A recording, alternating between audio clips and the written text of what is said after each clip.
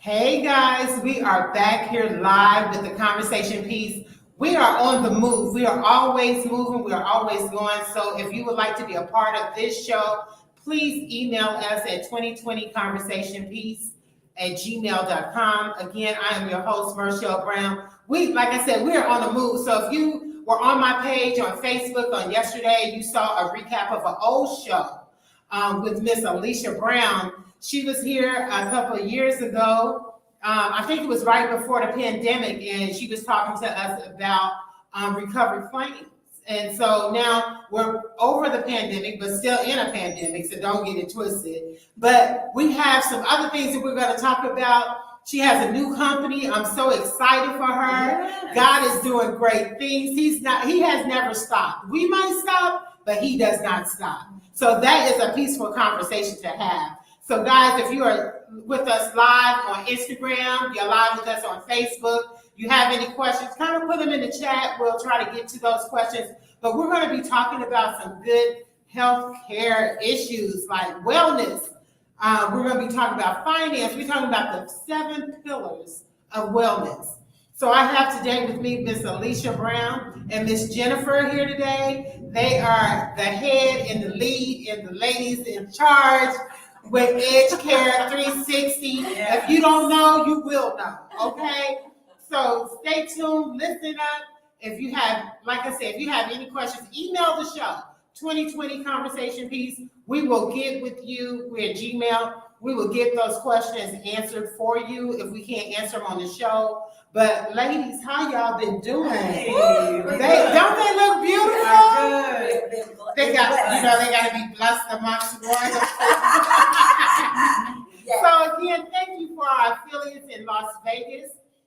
V News, thank you so much, Miss Vanessa. Girl, you are the bomb.com. So we are on not only the East Coast, we are also live on the West Coast, guys. So I thank you, everybody, for tuning in, but we're going to jump right into it because we only have about 25 minutes to get a lot of information out. So we're going to be talking about the 7 pillars of wellness, and they're going to tell you on each pillar the importance of knowing and the importance of understanding your wellness, your finances, your environmental, your social, your physical, your emotional, all those pillars we're going to talk about today.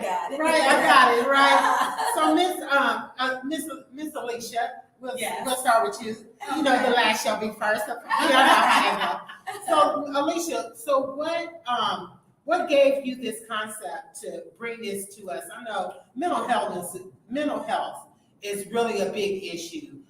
Working out in the fields, working in the streets of Atlanta, I see it a lot. But you don't see a lot of resolutions and resources to get the help that they need. Right. So what brought you to this level? I'm going to tell you, life, the pandemic, personal issues, all those things have brought me to this point. My goal now is to understand the heart of the matter, to get to the root of the issue, even with me. And so understanding mental health and mental wellness is so important. And then being able to utilize those things for yourself and see how they can work is amazing when you're working with people because you've already been there. So that's one of the reasons or how we've gotten to to understand the 7 pillars. And I know me and Jennifer have some stories similarly, and we've utilized those things to help us grow. So God is good. We have moved on, pressed on. We have a new business, Edgecare 360, and we utilize those pillars to help our clients get to their best self. That's right. And speaking on that, let's talk about like number 1, emotional and mental wellness. Let's talk about that. You know, my partner Alicia, she stumbled a little bit when she said mental healthness. That too. But you guess what? When you think about your mental health and your wellness, you put that together, and that's healthness. Our emotional and mental states are so important when it comes to just getting to that version of you that you want to be. Exactly. The 7 pillars, it starts with emotional wellness, and it goes into spiritual, physical, environmental, social, occupational, financial, because all of those things fall under your mental wellness. We don't think about the connections to all of those domains in our life, but it's very important. And for some of us, it's a little hard to even consider that we may need some assistance when it comes to our mental and emotional wellness.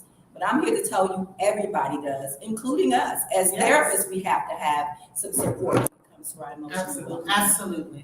Absolutely. You find it to be, especially in our environment, right, in the Black community. Yes.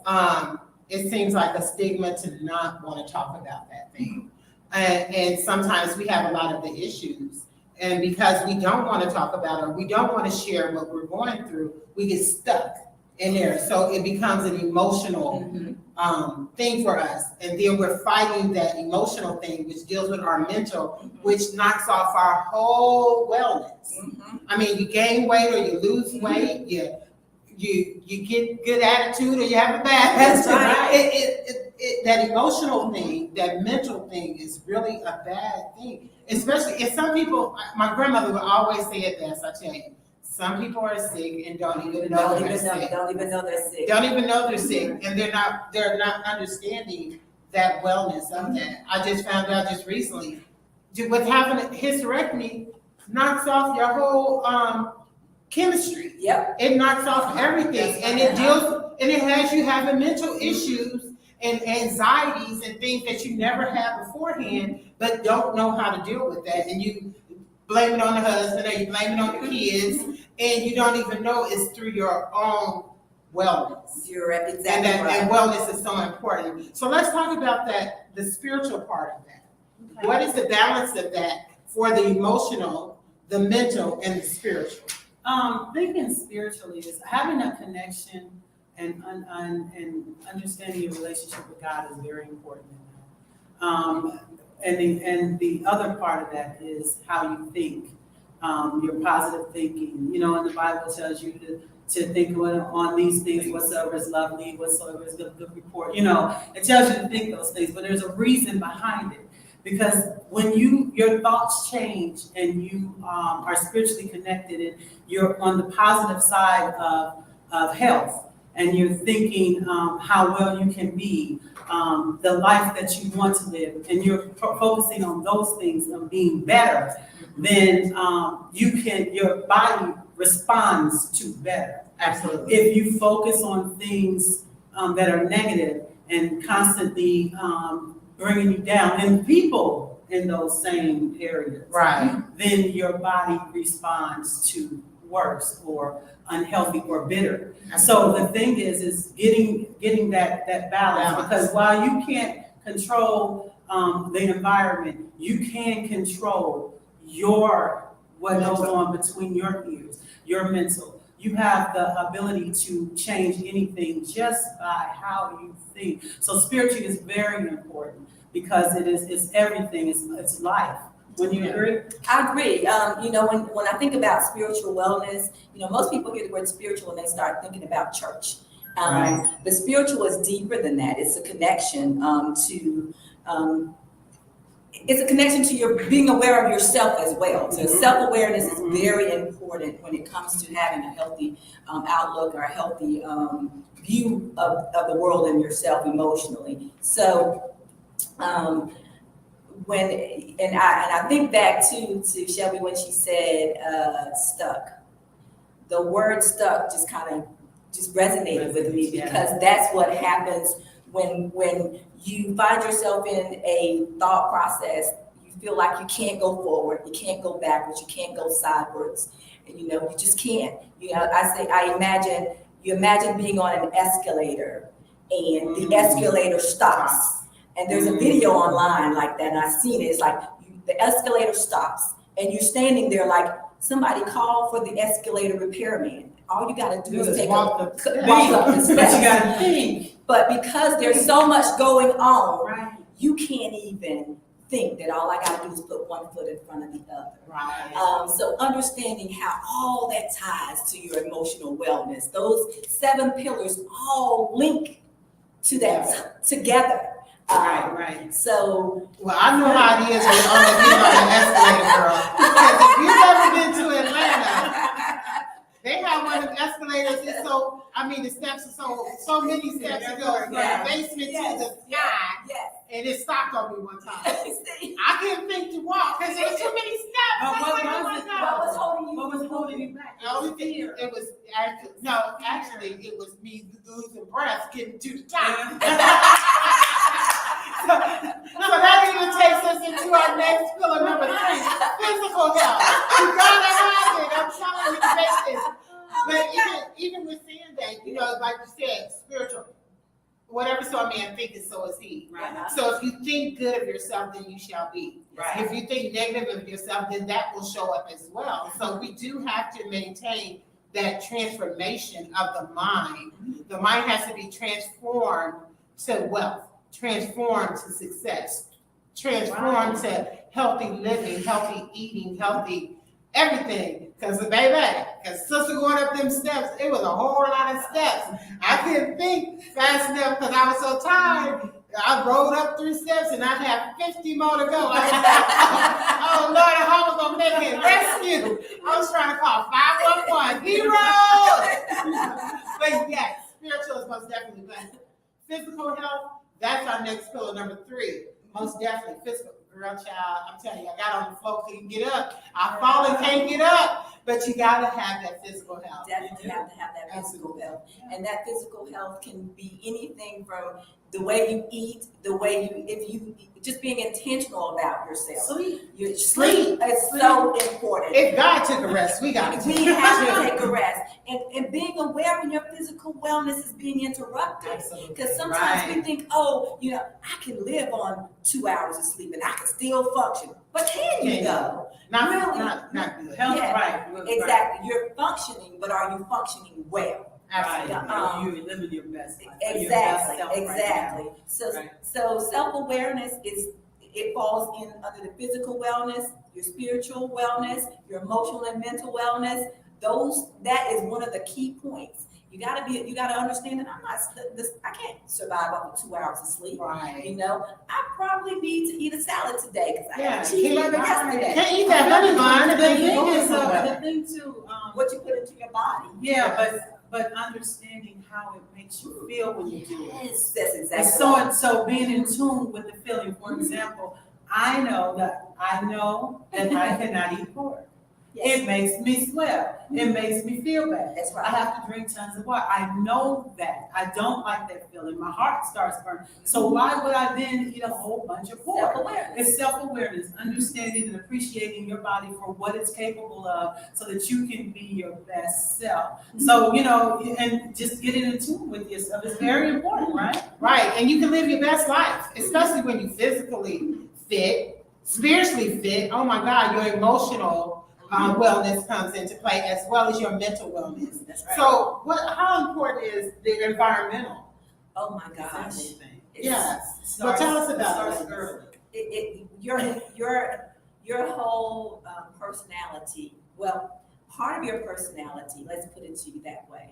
Your environment helps shape that. And it continues to be impacted by not just what your mom and daddy did and your auntie and uncle did. It continues to be impacted by now you're older, your friends, who you're around, That's right. Who are you in relationship with, So making sure that you're able to be aware, is this environment something that is it healthy for me? Is there some things that I need to change? Yes. And how do I do that?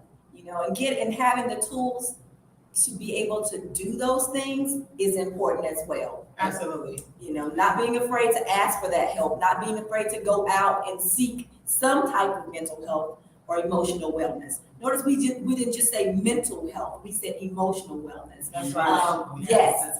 Because especially with women, we're so emotional. We so get in our feelings, but I have learned lately, it's a lot of men out there doing the same thing. If not even more. Yes. It's not even more because, I found it to be a lot of men are single parents. Mm-hmm. And they don't know how to deal with the nurturing side of that for the children and don't know where to go to get that support. And that's exactly what they be needing, is that emotional support within their environment. So they can be physically ready to take care of them little babies and curing it. And you're right, because when it comes to, and if we think about the brain, and we think about it in two parts. You have the emotional side and you have the rational side, right? So the emotional side, it can be so overwhelming and so powerful. And I'm so angry, and it's driving you. Right. Anger is a normal emotion. Right. Let's understand that. We all have it. It's meant for us to be, it's meant for us to survive. That's what anger is supposed to be. That's right. But we have this rational side too. Here is where we're supposed to live, where that rational side and that emotional side intersect. In the middle, there should be a balance. Yes. And sometimes we have those impacts from your environment, how you are affected when it comes to your spirituality, your emotional wellness. Those things impact your emotional side, and therefore you allow that to drive you, and you don't even know how to access that middle part where they intersect and where there's a balance. Right. And sometimes we need somebody to help guide us to that center. Right. Guide us back to center. That's Yes. right. And we can't be afraid, Can't be afraid. because God is not a fear. Power, love, and a sound mind. Yes, But we can't be afraid to reach out for the support that we need. that's right. Now we're going to go into another pillar, which is number 5. And I love this one because we like this one. And this is how the conversation piece came about: social health. We're losing it. We're so losing it to the cell phones and the gamers and the gaming and all those things that are set up, spiritual things set up in high places to bring us down. The worldwide net. Come on, the internet. Come on, it's to get you caught up. Yes. It's to get you caught up and bound in something that God never intended. So let's talk about social. How important It's social. It's very important. We are all social beings. We were born to be Socialized. Yes. Yes, I mean from the time that you smack on the behind, you are being social. Yeah. The thing is, with social for me, it's about connecting and finding good, healthy relationships that are supportive and that guide you to a better you. It's about understanding and respecting other people for who they are and not who you want them to be. Yeah. We are so stuck on who everybody should be. And I know my Bible, I don't know the Bible everybody else reads. Mine says, be of the world, but in the world, but not of the world. Right? And that you are supposed to be uniquely set apart from others. Right? That's so right. That doesn't mean you don't interact. It doesn't mean you can't have a Facebook, but it does mean you have to set boundaries and limits, understand what your boundaries are so that you can remain healthy. A lot of people have triggers that cause them to react to things that they see on these websites and the ways that people treat them. Understand your triggers, understand your limits, understand that there are limits that you need to set for yourself and other people so that not only you can be supportive and a healthy avenue for someone, but you're also understanding and receiving that for yourself. The most important person that you need to make sure is receiving love and respect is you. So if you don't love and respect and take care of yourself first and make sure that you're healthy and happy, you can't give it to anybody else. So set the limits, set the boundaries, make sure that you are in a space that is giving and receiving. Reciprocity is everything. Absolutely. Well, let's go into occupational and vocational. Tell me talk about that too, right? This is me. I mean, because you have to love. have to love what you do or you never go to work. Oh, yeah. If you don't love what you do, you're going to work. Uh-huh. And you're gonna feel some kind of way about it when you get there. Everybody get on your nerves. It's always a problem. Everybody but you. And you have to sometimes look at yourself to change yourself in your occupation, in your vocation. You're exactly right. You're exactly. I'm because people tend to look at work as, oh, I'm going to work, and don't understand that we all have choices.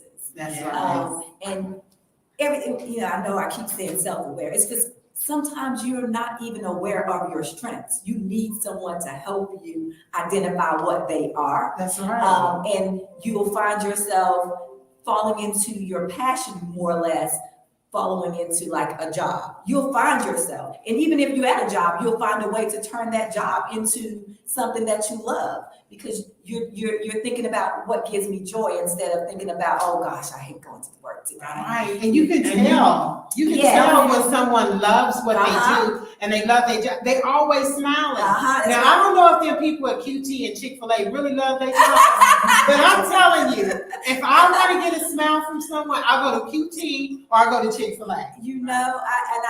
Chick-fil-A is one of the world's examples when it comes to you think about fast food restaurant as like a job for teenagers, but there's adults there. They're happy to see you when they come, and you feel it, and that's exactly, and that's why you have such long lines at Chick-fil-A, because people come for the experience. If you really taste the food, it's all right. It's all right. I had it before I came to Chick-fil-A. Shout out to you, Chick-fil-A. Exactly. But I mean, it's good. But the people keep you coming back. With those smiles, and I'm sure they're intentional. They're not like, okay, I'm so happy every day, because there's going to be things that are going to come against you. You're going to have an argument with somebody or something, but you get to make a choice on how you show up every day. Right, because they get mad because you got to pay for that third jelly. They get mad about it. Exactly. But they be like, it's okay. But even then, they're respectful. They don't. If you say, I don't want to pay 5 cents for that, well, go ahead on take. Right. Yeah. They're not going to argue with you. That means good customer service. They understand customers are always right and all that good stuff. They have good training with that. But guess what? I call that not just training. They got good tools to prepare them for their roles to work at Chick-fil-A. Right. Which the same thing for each and every one of us. We have roles in life that we have to, fulfill. From mommy to daddy to sons. We all have roles that we walk in, and sometimes we just need some reminders of our strengths and some added tools to help us walk that role to the best of our ability. Absolutely. Okay, so we had pillar number 7. So we're going to zoom in on this one most definitely, because this one has been an issue, especially since the pandemic. Financial. I mean, when your finances ain't right, I don't care. You ain't smiling, you got a problem. It's an issue. Mental health. I'm emotionally distraught. My money ain't right, you gonna hear about it, I'm telling you. So let's talk about the financial part, because right now it's a lot. Yeah. With a lot of people, I see so many people that I've never seen before homeless. Mm-hmm. I've seen so many people, one paycheck, or even a half a paycheck, from being homeless, and they're for fear, and they have these children, and they're really out here, and that's messing with their mental health. Right. So let's talk about that real quick, since we have a few more minutes left. Well, financial, actually, all of those pillars roll into finances. They're all interrelated. They're all connected in some way, but they all roll into finances. And when you're not financially healthy, it affects everything, right? So the thing is with financial wellness, it's about the root stem of it can be from your environment. What were you taught? Mm-hmm. What were you taught when you were little? What did they smack your hand for? And it could have been for dreaming too big. You could have got smacked. For example, I was telling Jennifer. I was saying that I was going to get a Mercedes, and the first thing that my environment says to me is, can you afford the gas? Are you sure about the maintenance? And I'm like, for me, my financial wellness tells me I can, because I included the gas, I included the insurance, and I included the maintenance with all of it. So when I say that Lisa or Alicia can afford it, Alicia has already thought about that part. but we don't understand that. A lot of people will go and purchase a car. They just worried about insurance and the cheapest one at that. And then, they can't afford the car, and then the car note is $8,000 a month, and the insurance is $2,000. And they're like, well, if I go work at Popeyes, there's tools that you can use that can help you keep your financial wellness and can affect all those other ones that, all those other emotions that come into play. Because we know you're probably thinking, well, how is spiritual related? Because that's who you're praying to pay it. Want that car note because you can't afford it. So you have responsibility. No, and hell. So the thing is, and the belief in yourself And is yourself. strength. Yes, because when you have that spiritual connection, you also increase that belief in yourself that you can do these things. right. But we have some tools for that. Some ways in which that you can increase your financial health and wellness, and then can help you with all those other pillars as well. And trust me, finance is not everything. It is a big thing. So we have a couple of things that Jennifer would like to Well, so, when it's just like when she was talking about financial wellness and how it connects to everything from emotional, mental, spiritual, physical, environmental, social, occupational, and vocational. All those things tie into your financial wellness, because when you think about it, as we were growing up, and we're women of color here, so we're experts on being women of color. Absolutely. We weren't taught, some of us weren't taught a lot of things to prepare us for finances. That's why you have some people who win the Powerball and then they're broke within a year because nobody taught them what to do with it. Absolutely.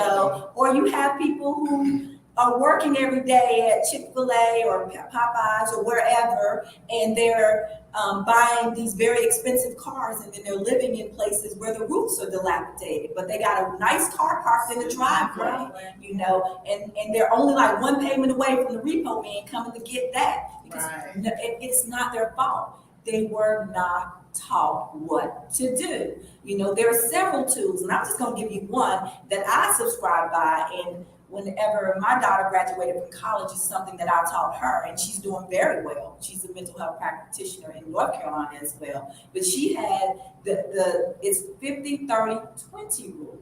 And if you, whenever you're going for a job, the one thing for us is it's hard to say what we're worth. When we're sitting in front of the person who's interviewing us, and they say, how much do you think you would want? It's the hardest thing for us as women of color and some men of color to be able to say, I'm worth this. So this formula helps you be prepared for that. Because if you know how much your rent is, how much your car payment is, how much your utilities is, that should be 50% of whatever your income is. So if you make $100,000, then you got $50,000. That means you can get a really nice house and a really nice car, and and you'll be able to pay for it. And then you got $50,000 that you can allocate 20% to your savings. 30% can be entertainment. You see how you can live well still? Absolutely. You can still live well. Absolutely. You can still live well. But you're prepared, and even I do nice round numbers because I am terrible at math. But it works. The numbers are right. I checked them. Yes, but you do this with whatever your financial situation is, and therefore you're not trying to get rent for $2,400 a month. And you know that when you step in front of an potential employer, I can't walk out of here making less than $50,000 because I gotta have $25,000 for this. So you know what you're worth before you even step in front of somebody. And that's just one tool. I can't go through them all. There's other tools to help you. Also, people like Google. You can always go online and find tools. I know my niece called me the other day. She wanted to get a car. She's been working for a while. She's trying to understand that whole thing with credit, and I went through some of those credit issues, things that people are dealing with. And she was saying that she wanted to get a car loan, and we walked through it. And I said, well, let me ask you this: did you ever think about a personal loan? And she goes, what? And I said, well, if you get the personal loan, then you pay the car off, and usually a personal loan, you pay less. So why don't we start looking at those options? I can get a personal loan. Why can't you get a personal loan? What would keep you from it? Because then that's the root of your issue, and we need to address that before you think about getting a loan. Absolutely. So the thing is know your options and stop limiting yourself as to what you're capable of. You are capable of doing anything you want to do. Yes, you can do all Within things. reason. All things. Within reason, but it all comes down to Education. education and self-awareness. So Self-awareness. you just have to be aware of where you're at, and find yourself. And we're not saying that you have to come to Edgecare, but find yourself a good counselor and coach who can meet you where you're at and help take you on the path where you want to go. Amen. So ladies, can you please give them your information? Give them your information on how they can contact you. I'm sure they'll be doing some forums, they'll be doing some clinics, they'll be doing information, whatever you need. Contact them, give them your contact information, please. Sure. You can reach us at Edgecare360.com, Edgecare360.com, EDGECARE360, the numbers.com. You can call us at 770-933-5328, and we would be more than happy to assist you. This is our licensed clinical social worker, Jennifer Edge. and this is Alicia Brown, who is an MBA and our absolutely best life coach you would ever want to meet. Absolutely. Yeah. And you can also send us an email at edgecare360@gmail.com. All right, ladies. Well, thank you so much for being on the conversation piece. This was an awesome conversation, guys. I hope that you all took something from this and were able to capitalize on it. But at the end of the day, get your mind right. Get your mind right so our wellness can be right. We can be totally wellness. You change your mind, you change your life. Okay, so I thank you so much for our affiliates out in Vegas on the West Coast. Thank you so much, Vanessa and the crew. Thank you so much, Instagram and Facebook, guys. I thank you all. We are live for real. So please like and share. Thank you for my new camera guy, Mr. Darius. I'll be checking with him on next Tuesday at 2. So please stay tuned. If you would like to be a guest on the show, please contact me at 678-468-9487. Again, that number is 678-468-9487. I would love to have you on the show, either the Answer Those Show Testimonies from Charles Strang or the Conversation Piece, where we have healthy, peaceful conversations that will help you better your life. So may God bless you and keep you until the next time. See you later. God bless you guys. God bless you. Yeah, that was good.